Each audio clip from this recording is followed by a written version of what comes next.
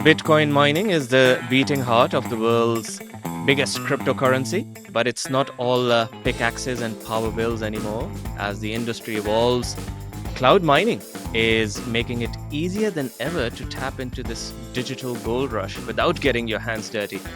Welcome to The Next Big Thing, a podcast where we talk about megatrends and exciting innovations changing the world. I'm Mobeen Tahir, Director Macroeconomics and Thematic Research at Wisdom Tree. And in this episode, I'm joined by Charley Brady from BitFuFu, a platform that's bringing Bitcoin mining to the cloud and reshaping how the world thinks about mining crypto. Charley, welcome to the show. How are you? I'm great, thanks. Thanks for having me on. It is great to have you on the show, and it is the first time on this show that we are speaking with a Bitcoin miner. So I'm very excited. This is a new topic for me and a new topic for our audience, and I'm sure it's going to be very interesting. Charley, I was seeing your own career journey, and I think that would be an interesting place for us to start because you made a very fascinating shift from traditional finance. You were in the world of equity research, and then you moved to, of course, crypto mining. I'm curious how that journey unfolded for you personally. Was there an aha moment when you embraced cryptocurrencies and took that as your next career move from equity research into the world of cryptocurrencies? Just curious to hear how that all unfolded for you. Yeah, you're right. I mean, I spent the majority of my career, 17 years or so, on Wall Street equity research, sell side equity research, and then the entire job had really changed on sell side research, and I had an opportunity to kind of pivot into investor relations, which is a nice transition from sell side research into a corporate environment, and so took that opportunity.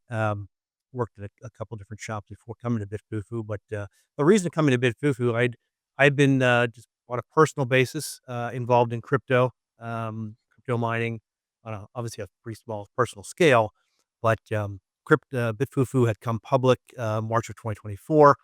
They were looking to hire someone in house who had based in the U.S. who had some Wall Street experience and understood the markets and the investor side of it.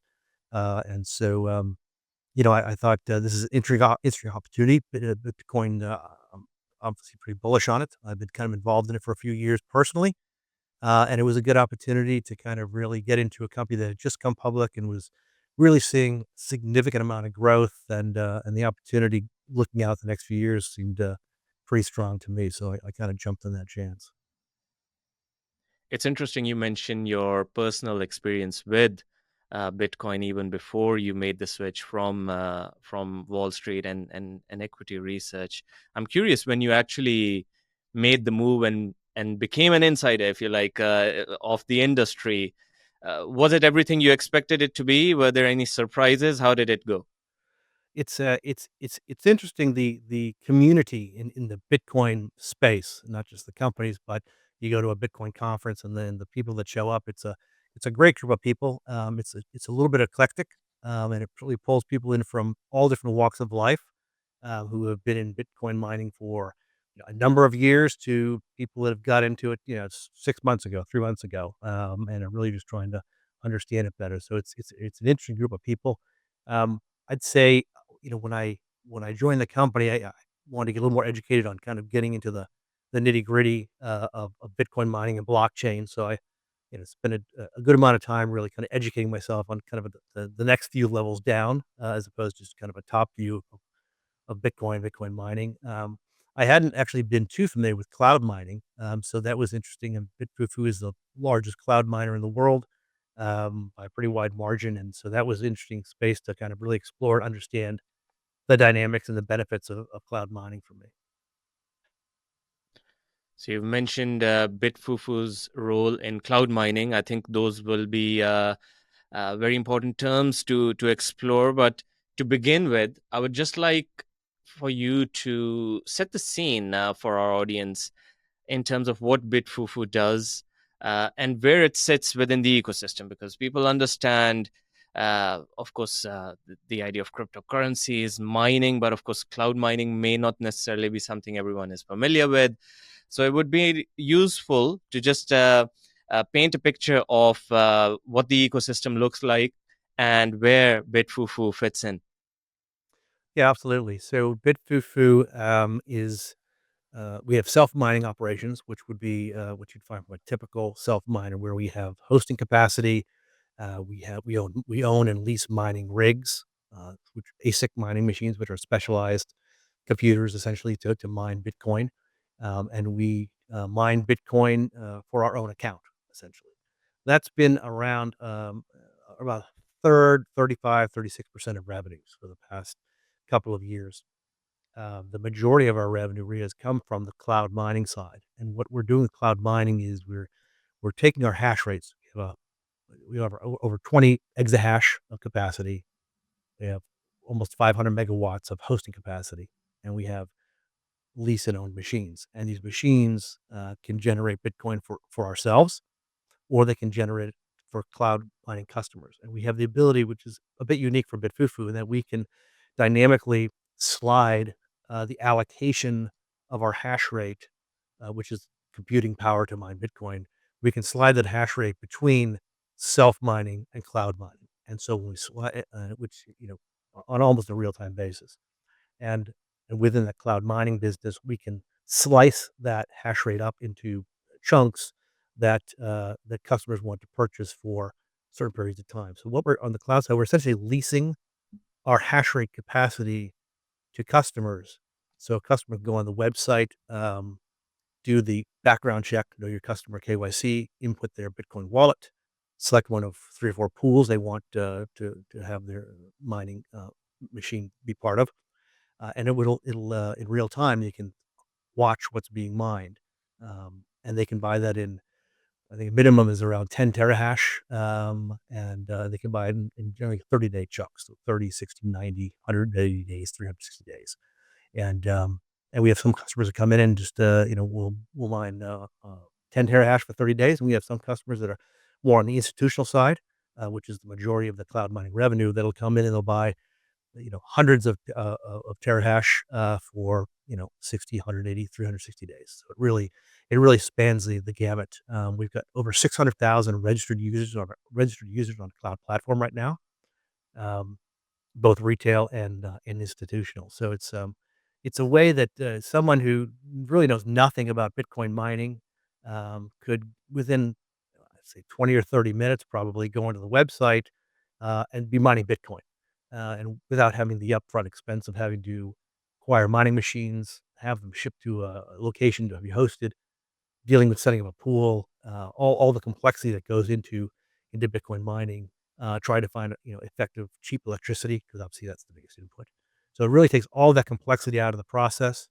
It's simplifies it, um, and we also guarantee 95% uptime for the customers. Which, if you're going to mine Bitcoin on your own, that's a pretty high bar to meet. And the reason we can do that is because we have a network of over 30 locations on 5 continents.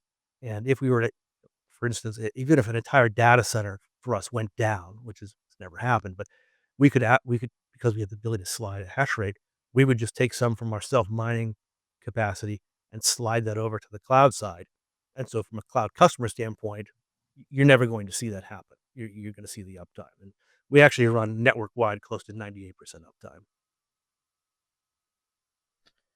Charlie, it's fascinating because at Wisdom Tree we talk a lot about traditional commodities and mining of commodities like copper and nickel and so forth. I'm just seeing the parallel. Like you can't even imagine thinking that if you're not the miner yourself, you're actually accessing the commodity as if you were a miner, which is what I'm hearing from you, that you are building the infrastructure of doing the mining, but someone else is actually getting the benefit of doing the mining without having to do the mining themselves. Is that a reasonable overview of the situation? Yeah, I think so. And again, if you want to be a miner just on a personal level, you'd have to go buy a machine. You'd have to find Mm. a hosting location for it. You'd most likely want to attach it to a mining pool, so you're working in conjunction with a lot of other people to try and solve the puzzle. I mean, that's what Bitcoin mining really is. You have a mathematical problem, and it's kind of a race to solve that mathematical problem, and the winner gets the reward of the Bitcoin, which currently is 3.125 Bitcoin, for solving the puzzle. And so it's kind of a race to solve that puzzle. So the more capacity you have, the more hash rate you have, the more likely you are to solve that puzzle. And so, you know, as individual person, going out and buying, one or two miners, which are anywhere from 4 to 8,000, 12,000 a piece, their chance of hitting that, solving that problem with that small capacity is fairly limited. But you put those into a mining pool where everyone's kind of, hundreds and thousands of machines are working together, and then you share in the reward.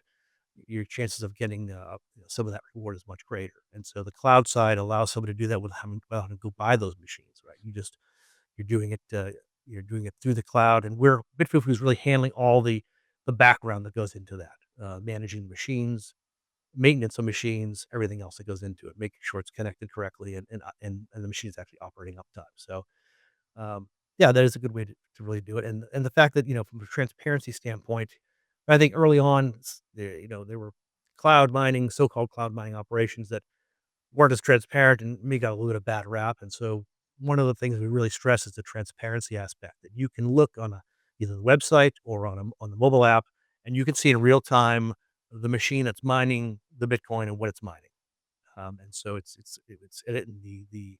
the rewards that get, and it's on a daily basis, don't go from the pool into BitFuFu into the customer. It goes from the pool to the customer. And so we're paid up front when the customer leases that hash rate, and that's how we generate the revenue. But the payout goes from the pool to the client's wallet. There's no kind of intermediary. So, from a transparency standpoint, you're not getting it kind of lost, uh, out there where you don't know where it's being generated from or how it's coming to you.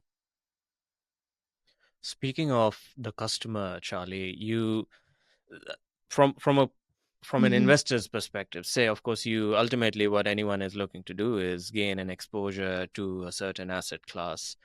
But of course, if I or an institution wants to gain an exposure to Bitcoin, they can buy Bitcoin directly, or they can be exposed to Bitcoin mining. We always get that question from investors again on commodities, that is it better to hold the commodity directly, or is it better to hold a miner? Of course, there are pros and cons. It's a different risk structure depending on what you're invested in. I'm curious how you contrast those two things: investing in Bitcoin directly or being involved in Bitcoin mining, whether it's cloud mining or traditional mining. How does the risk reward structure contrast in your view? Yeah, that's a great question, and we're often asked, why would I do cloud mining instead of just going to an exchange and buying some Bitcoin on exchange? And the reason for the answer to that really is that we've found over time, mining on the cloud generates a greater return, generates, more Bitcoin than if you bought it off an exchange, and that can range, on a variety of factors depending on where you're on the cycle and the difficulty rate and the pricing of the terahash, anywhere from 2% up to, it's been as high as 20% more Bitcoin over a certain contract period. No, we don't guarantee that, but and a lot of factors go into that. But generally, that's what we found over time is that, on average, you generate more from doing a cloud operation. So if I took, $10,000 or $5,000 and I bought a certain amount of cloud mining capacity, as opposed to spending $5,000 buying Bitcoin on an exchange like Binance, at the end of a time period, say it's a 30-day contract or a 60-day contract, I would have more Bitcoin than if I had bought it off the exchange, on average over time. And so that's really the value proposition from a customer standpoint. And we have customers that quite frankly just like the idea of mining Bitcoin. And so this, as opposed to just going out and owning a Bitcoin, actually being part of the process. So that plays into it as well. And the fact that we are able to have different contract lengths, we have some institutional customers that will ladder out the duration of their contracts, based on kind of what their view is on Bitcoin and pricing and difficulty rate, things like that. So it allows them flexibility to kind of manage, mining Bitcoin and Bitcoin holdings, depending on kind of what their view is over the next, they do go from 30 days to 12 months or so. To me, Charlie, the way you paint the picture, it almost seems like a no-brainer. Like if I want to mine Bitcoin and I can do it without having to build the entire infrastructure myself, buying all the machines and making sure they are plugged in and have the energy resources that they require and so forth. That seems like a great business model. But of course, Bitcoin has been around for a while, and it's been mined in the traditional way for quite a while. I'm curious to get your take on where cloud mining sits in that evolution. Like, when did cloud mining first appear, and is there widespread awareness among everyone who might be interested in mining Bitcoin that this is an alternative way for them to access it? Where are we on that evolution in the industry? Yeah, I think it's there's kind of two parts to that. I think the first part is just Bitcoin in general. I think we're starting to see more and more recognition, more understanding of Bitcoin. Some of that has been the regulatory environment improving for Bitcoin mining, Bitcoin miners in general, and crypto and digital assets in general, which has created more awareness. We are seeing, layer two apps come into play on top of the various blockchain networks that are leading to other applications that blockchain can be used for, including Bitcoin, and so that's creating more awareness. And then within the cloud side itself, I do think that the awareness is underpenetrated. Um, because I think you first got to understand kind of what Bitcoin is, and you've got to have an understanding and a kind of a belief and that Bitcoin is for real and is a real asset, and will be for some time to come. And then you dig into, well, how do I obtain that asset? And I think as more and more people are learning about cloud mining, I think that's going to continue growth. And we've seen, we're at over 600,000 registered users on our cloud mining website right now, and we've seen 50, 60% year-over-year growth in that. So we it took us, I think, I don't know, 6, 8, 9 months to get to 500,000 or so, and it took us 3 months to go from 500,000 over 600,000. So we've seen an acceleration in the growth rate, and that really comes from just an awareness of what cloud mining is and kind of you'll dig into the benefits of doing that, uh, and the ease of doing it. I think that creates more awareness, and I think it's gonna drive continued adoption of it. So if you've got 600,000 customers, Charlie, then of course it means you are in a line of business which might appeal to others as well. So it would be interesting to just hear who your competitors are, and uh, and of course who you work with, because ultimately you've built a business to serve 600,000 and more in the future customers. And to do that, you might have a certain set of suppliers that you work with, a certain set of partners that you might work with.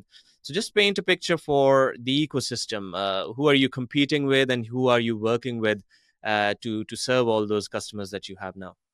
Yeah, our real competition is, are private companies. There's some smaller operations that do different forms of cloud mining. I don't think anyone's doing it in the way that we're doing it to the scale that we're doing it. And having key part of that is our network, right? Having over 20 exahash, being in 30 plus sites globally on 5 continents, and having that critical mass of capacity, and we're adding to that capacity. I mean, our goal is to have 33 exahash of capacity by the end of this year, up from where we are now at just under 21. So we're in the process of really adding to that capacity as well. Um, I think the drivers of that, when we have got such a substantial market share right now.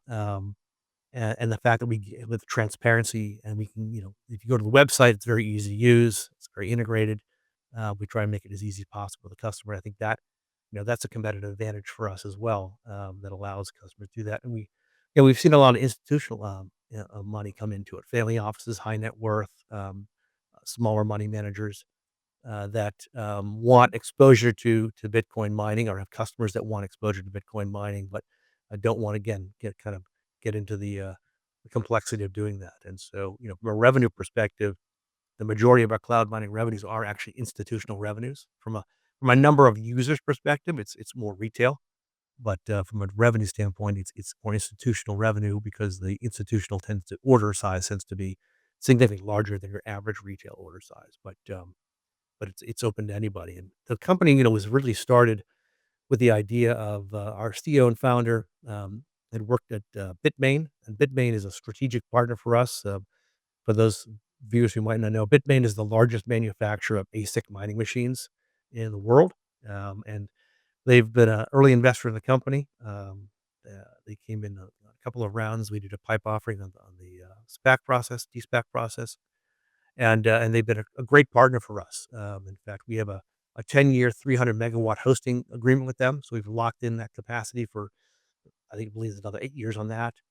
We recently signed a 2-year framework agreement with Bitmain that allows us to acquire, up to 80,000, mining rigs, and these are the newest S21 series mining rigs, so the latest generation, the most efficient ones, over the next 2 years as we build out our capacity. And it also allows us to be able to sell some mining rigs to some of our customers that maybe have difficulty obtaining them on their own. So, um, the cloud mining really democratizes, I think, Bitcoin mining because it opens up to virtually anybody. And BitFuFu has really become, a full service provider, one stop shop for Bitcoin mining. So, we have the cloud, we do self, obviously, we also lease and sell miners.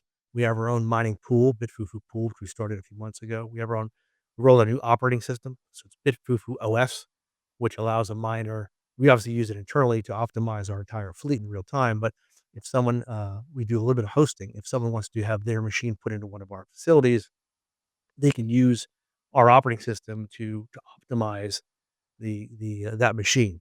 So maybe you want to overclock it or you want to underclock it depending on electricity rates, or what the mining Bitcoin mining price and difficulty rate are doing. You really want to fine tune, and really tweak out the performance of that machine as opposed to just flipping a switch and turning it on. And so what this OS system does really is allow customers and ourselves to really fine tune these machines and keep the uptime at a pretty high level. You mentioned 30 sites across 5 continents. Now, of course, just managing a business across so many different locations comes with its own logistical challenges. But I imagine in an industry like Bitcoin mining, there is an added layer of regulatory challenges because in each of those regions, the regulation for Bitcoin and cryptocurrencies and so forth will probably vary and just varies over time as well. What sort of challenges do you come across as a business in operating a network like this across the world? Yeah, I think we're fortunate we have this proprietary, IP protected, internal management system. We call it Aladdin, and it, among other things, allows us to manage the entire network, on a machine by basis in real time. And so we know what every machine's doing. If a machine has an issue, if it has a problem, it's not operating optimally. We can go in and quickly fine tune that. We still, the company was started, as an asset light model. So up until October of last year, we leased all of our hosting capacity, all of our megawatts, and we leased a majority of our mining rigs.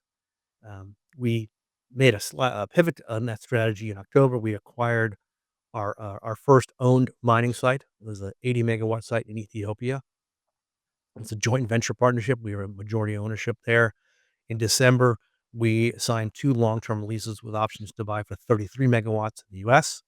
And then more recently in Oklahoma, we just, acquired a 50 megawatt site in Oklahoma. That also is a joint venture partnership with we own the, majority ownership of that. And so as we've moved from a pure leasing strategy to owning assets, and that's really what our focus is now, is to acquire more data center assets. We didn't just jump into it, right? We went into it with partners so that we fully understand the operating, metrics and how you really run a data center, make sure we know what we're doing before we jump in headlong. So we've been doing that. We've acquired more data centers, and I think as you again, to get to that 33 exahash, and we've said, 650 to 800 megawatts capacity by year end as well. That's really going to come from acquisitions, and we've been, kind of learning how to do it first. And now that we've got that on our belt, we can really go out and be more aggressive in acquiring some of these assets. And from a logistical standpoint, the key inputs when we're looking for mining sites are electricity costs and regulatory environment. And the U.S. Is the regulatory environment in the U.S. is probably the best it's ever been for digital assets and crypto mining since inception. Um, so we're pretty bullish on that aspect. The other piece is where you're going to look from a electricity cost standpoint. And there are a number of states that have really started to embrace crypto mining, Bitcoin mining in particular. Um, you have states now that are looking at adding that to their own state reserves, similar to what the federal government wants to do with having a Bitcoin reserve. And so as that continues to grow, the regulatory environment evolves, and we're pretty bullish on that. It's a pretty favorable environment for us. One of the reasons we're also in Ethiopia is because that's also a very favorable environment for Bitcoin mining. There's certain licensing process you have to go through to get a Bitcoin mining license. We're connected to hydropower there, which is underutilized. So we're actually helping to utilize some of that dormant electricity generation that they have available, and it's all hydropower. So from an environmental standpoint, it's pretty positive as well. But I think you know our one of the key competitive advantages we have is our ability really to manage this network internally across these multiple jurisdictions. So we're in the U.S., we're in Ethiopia, we're in Paraguay, we're in Europe, and so tying all these together into a unified system that we can look at in real time is an advantage for us. It's interesting you mentioned hydropower in Ethiopia. We've been watching very closely at Wisdom Tree how some big tech companies have been making headlines on, say, nuclear power in the last few months, using things like small modular reactors to power data centers and so forth. Uh, and you mentioned data centers yourself, and the megawatts of energy that they require. I imagine, of course, energy and sourcing the right amount of energy for the data centers in all of those 30 locations in 5 continents is a constant challenge and constant uh, agenda item on the list. Uh, how do you think about the idea of of sourcing the right energy, and where the energy is coming from, being connected to the grid, or like some of those big tech companies are saying, they want to be energy independent, they want to produce their own energy? Is that a sort of direction that BitFuFu would like to go towards? Yeah, and we've got a dedicated business development team based in Singapore and Hong Kong, and we've our current pipeline of projects that we're looking at is over 700 megawatts of projects that we're kind of in the pipeline in various stages of due diligence that we're looking at. So, and we proactively go out and source potential projects, and we also have a lot of incoming solicitations for projects. One of the things that we've seen, every 4 years, Bitcoin halves, which means the reward gets cut in half every 4 years. So right now it's 3.125. Um, and in 3.5 years from now, it'll get cut in half again. And so what we found during this last halving was there were a lot of independent Bitcoin miners that once the halving happened, uh, you know, and your reward gets cut in half, that it wasn't as profitable, or maybe in many cases, not profitable for them to operate their capacity. And so many of them are looking to get out because they're faced with a choice of I either need to upgrade my miners to the newest efficiency miners, and higher hash rate generation miners, or I need to get out of the business. And some of them are choosing instead of recapitalize just to kind of exit the business. And so those are opportunities that we see, as well. Um, there are some industrial sites that are attached to very good generation power, particularly gas fired power that are, they're dormant industrial facilities. It was a manufacturing plant that for whatever reason shut down, but it's got good infrastructure. It's got good connection to into power generation into the grid, and so there's an opportunity to take that capacity and bring that on board as well. And we're also finding, as some of these independent miners exit the business, they actually become cloud mining customers as well for us because they still want to stay involved in the kind of the space. So that's kind of an interesting dynamic. But we've I think the majority of what we're looking for right now for the next 12 months is when we make acquisitions, is going to be brownfield or existing capacity that's in operation today, as opposed to a greenfield which is building it from scratch. We do have some of those projects in the pipeline. I think at some point we probably will look at some greenfield sites and starting from scratch. But for the next 9 months or so, it's probably going to be mostly brownfield sites because it's just a lot of opportunity to do that. Obviously, it depends on the where they're located and what the electricity cost is. Um, we're looking ideally for electricity costs below 4 cents a kilowatt hour, which really, and given our miners that if we use lead generation miners, our cost to mine Bitcoin can be pretty low. So, for instance, our Oklahoma facility, our cost to mine Bitcoin is $18,000. That's before depreciation of machines or land. But on a pure, hard dollar cost basis, it's $18,000 because electricity cost is about 3 cents a kilowatt hour, which is very competitive. And so Bitcoin's around, whereas this morning 83,000 or so, and it costs us 18,000. It's a pretty good spread. And so another reason we're looking to acquire more sites is to actually bring our overall cost down because if we're owning a site, our cost basis is going to be less than if we are paying a hosting fee to someone else to use their capacity.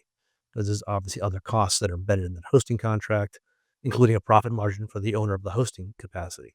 And so by moving this more in-house, we're continuing to drive down that cost basis as well. And you marry that up with moving in more of these newer S21 series machines from Bitmain and upgrading our fleet at the same time. We're adding hash rate and we're adding more efficient hash rate. So we think we're in a pretty good position going forward.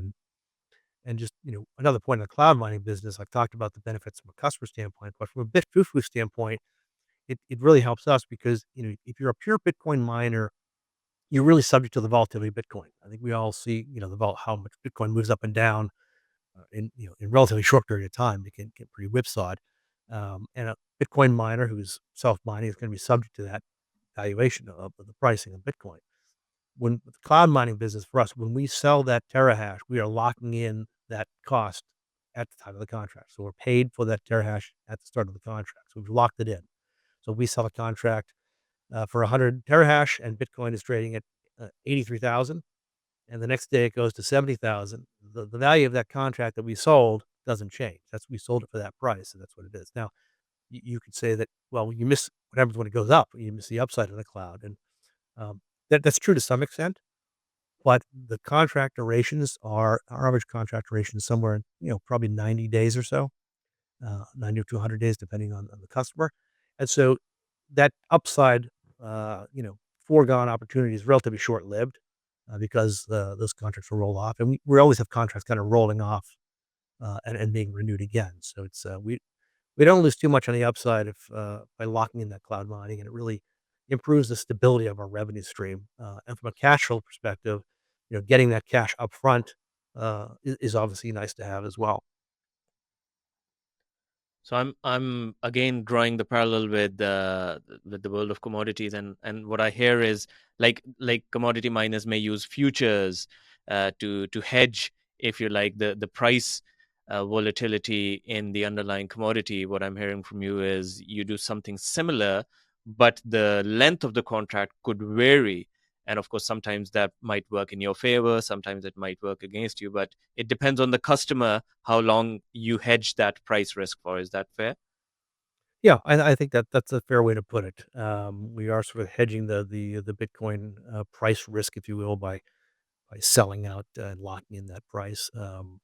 But there's, again, there's various durations on that. And quite frankly, we because we have a self mining operation, when Bitcoin mining price declines, Our preference is to mine more Bitcoin for ourselves because our cost basis also goes down a little bit. It's not a one for one, but we do see a a slight decline in our cost to mine Bitcoin when the price goes down because there's escalate, there's clauses in the hosting agreements that allow us to reduce that cost.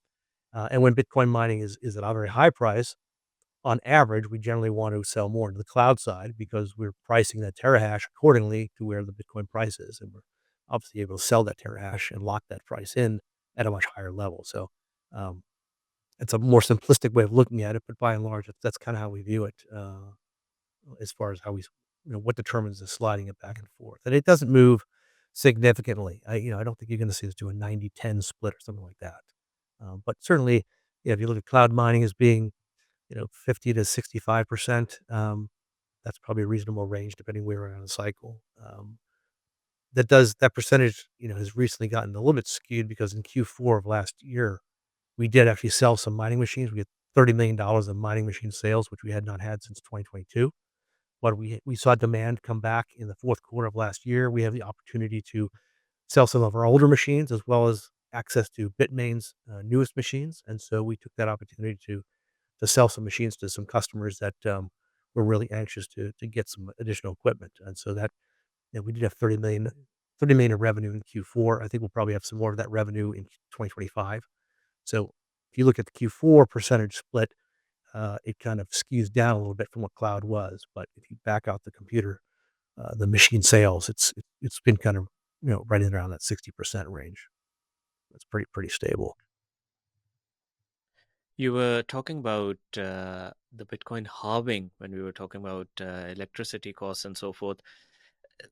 It it seems like whenever that halving process happens, maybe there's a consolidation in the industry. Some companies may be better positioned to withstand that halving, others not so much. I'm curious, as a cloud Bitcoin miner, is that halving just part of the business strategy? That, of course, that's expected, and there's just a strategy which embeds what BitFuFu would do in the event of the next halving and so forth? Or does that always require a reevaluation of where the industry is and what needs to be done now? Yeah, I think most of the Bitcoin miners are looking into the future and saying what happens to Bitcoin mining going forward, particularly after the halving. And what you've seen a number of Bitcoin miners branch out or pivot entirely into HPC AI data center, right? Because if you've got a data center with the power generation capacity, as long as you've got infrastructure such as fiber lines, a lot of that Bitcoin capacity can be um, switched over to HPC AI capacity. And so we've seen a lot of miners been doing that. We don't do HPC AI currently. Part of that reason is because we're still you have to own the data centers, and so we need to actually acquire more data centers to even have that capacity to do that. It's certainly something we're looking at, monitoring it, um, and when we look at data centers to acquire, you know, part of that in the evaluation process is we ask ourselves, could this be an HPC AI data center in the future if we wanted to turn it into that? Capital costs for HPC AI are multiple times higher than they are for Bitcoin mining. There's You've got to secure the customers long-term contracts, so there's a little bit of risk in that. And so we're kind of waiting to we're in the process of acquiring more data centers. We're going to kind of see how the industry evolves over the next 12, 15 months, 18 months, to see where the demand cycle goes for what types of HPC and sizes of HPC data centers. Um, and I think that's a potential opportunity for us. On the other side, some of the data HPC AI data centers are looking at acquiring. They want larger 100 megawatt plus data centers. And so for companies that want to move into HPC and away from Bitcoin, if they've got a 50 megawatt data center that isn't really going to be equipped for HPC AI, but it certainly would work for Bitcoin mining. I mean, that's part of the opportunity set we see is going in and acquiring more assets ourselves that from a Bitcoin mining perspective, because it works great for Bitcoin mining. And you can do some co-location as well. You could have part of the site does Bitcoin, part of it does HPC. But for us, it's a little farther down the road than it is for some other companies. But um, we're pretty judicious on how we allocate our capital and what our return and what requirements are. It's a pretty tight return requirement. We just don't, we don't see it right now for HPC, but I think down the road it probably is an opportunity for us. Something you mentioned when you were talking about the 600,000 customers was that some of them are institutional clients as well. And certainly at Wisdom Tree, we've seen the evolution in the cryptocurrency industry in terms of institutional adoption in the last few years, and we've certainly been advocating that it makes sense for cryptocurrencies to be considered in within a multi-asset portfolio, given how the asset class has evolved in recent years. How do you see that evolution from your perspective in terms of institutional adoption of Bitcoin mining? Is it picking up? How has it changed in recent times? Yeah, I think we have seen more institutional money come into that. Again, the majority of our cloud mining revenue is institutional money. Mm. And it's again, it's high net worth, it's family offices, there's small hedge funds, small, uh, just smaller money managers, and so that comprises the majority of our institutional money, and that's the majority of our cloud mining revenue. We are seeing growth in that for institutions that want to have maybe a little more control on their Bitcoin holdings and again, ladder out the durations, manage the risk a little bit. Um, it allows you, given the volatility of Bitcoin pricing, to when Bitcoin's declining, to kind of dollar cost average down from a mining perspective as well. If your expectation is Bitcoin's going to go to 150,000 and you're mining at 83,000 and it goes to 70,000, you know, from a short-term perspective, you might think, "Well, it's declined. I'm not making a good investment," but you're also mining that at a lower cost at 70,000, you are 83 or 100,000, and if your expectation is it's gonna be 150, I'd rather be mining it when it's cheap for the expectation that it's gonna be worth a lot more down the road, right? So, um, which is similar to other kind of commodity, investing, I think, commodity mining. So, we are seeing greater adoption on that. One thing, important to point out is, while we have this great user base and we've seen significant growth, we this has all been done without selling into the U.S. market, and that's something that is a big focus for us. And the reason we haven't done that really is because of the regulatory environment that was in the U.S. We are a foreign listed company trading on NASDAQ in the US. And so we're a public company. And so we've got to make sure from a regulatory standpoint that we're following all the correct rules and we're doing it right. So we've been actively for the past 9, 12 months, actively looking at what we need to do to have the infrastructure in place from a regulatory standpoint to sell cloud mining into the US. And I think that that's something that I expect that we will be doing in hopefully the near term. And again, that's all incremental growth to the cloud mining business. So there's a lot of opportunity, a lot of upside to that we see. We were talking about volatility of Bitcoin, and of course, you mentioned how most of the times you might be somewhat hedged, if hedged is the appropriate word to use, depending on how the customer contract is signed and so forth. But of course, we've recently had a period of, or maybe we're still going through a period of elevated market volatility, driven by trade policies and so forth. I'm curious to just get your take on how BitFuFu has been uh, managing all the recent volatility in markets. How much of an impact has that been to the business? And related question, of course, the volatility has been driven by trade policies. To what extent would potential changes in trade tariffs and trade policies affect your business, given you are indeed operating in 5 continents and 30 different locations? Yeah, that's a great question. Obviously, if we're bringing the ASIC mining machines are primarily manufactured outside the U.S. And so when we're buying those machines, if we're bringing them in from, say, Malaysia, for instance, into the US, tariffs could affect that. But we also have the ability to move our capacity around. We had a number of sites in the third quarter of 2024 in the US that they were under hosting agreements. Those hosting agreements expired, and we found a cheaper capacity in Ethiopia, and we moved a significant amount of machines in the U.S. from the U.S. into Ethiopia at a much better cost basis. So, you know, while those machines are in transit, they're not generating hash rate, so you get a bit of a dip in that production. But the upside is that you end up having uh, you know a greater, a lower, much lower cost basis in a good regulatory environment. So I think if we've got enough capacity locations outside the U.S. that if it became a significant issue, which we haven't seen it today, um, that I don't really think that we'd have much disruption in our operations.